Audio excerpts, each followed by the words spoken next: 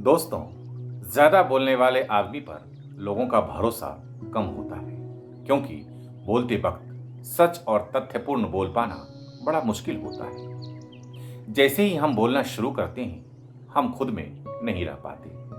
हम जिससे बोलते हैं उसी में जाकर अटक जाते हैं, उसी के प्रभाव में आ जाते हैं। फिर मन वही बोलता है जो या तो दूसरों को अच्छा लगे या फिर बुरा लगे।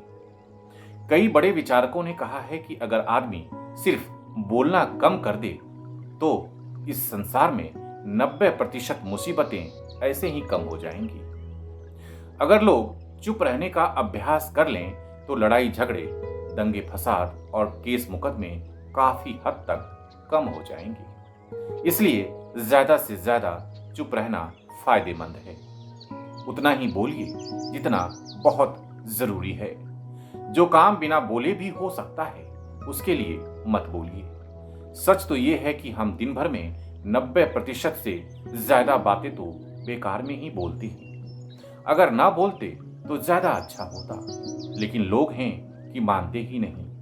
बिना बोले वो रह नहीं पाते और फिजूल में तनाव देते और लेते रहते हैं। हमें चुप रहने की कला सीखनी चाहिए क्योंकि बोलने में झूठ बोला जा सकता है। चुप रहने में झूठ होने का कोई खतरा नहीं है। जब तक आप चुप हैं तब तक दूसरों की पकड़ से दूर हैं। मुंह खोलते ही, कुछ बोलते ही आप दूसरों के प्रभाव या पकड़ में आ जाते हैं। फिर तो जो नहीं भी बोलना चाहिए वो भी आप बोल पड़ते हैं। मुंह से शब्द निकलते ही आप अपनी आत्मा से दूर होते हैं। अपने सेंटर यानी केंद्र से अलग हो जाते हैं आप, और खुद से अलग हो जाना ही, खुद से दूर हो जाना ही उपद्रव का कारण है। इसलिए जितना संभव हो सके मौन रहने की कोशिश कीजिए, खुद के पास रहने की कोशिश कीजिए। इससे आपका भी भला होगा और समाज का भी भला होगा।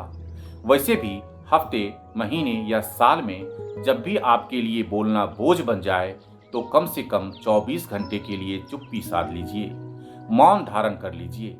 ऐसा करके आप खुद के पास लौट आएंगे। आप जितना ज्यादा मौन रहेंगे आपका आत्मविश्वास, आत्मसंयम और आत्म ऊर्जा का बोध उतना ही गहरा होता चला जाएगा।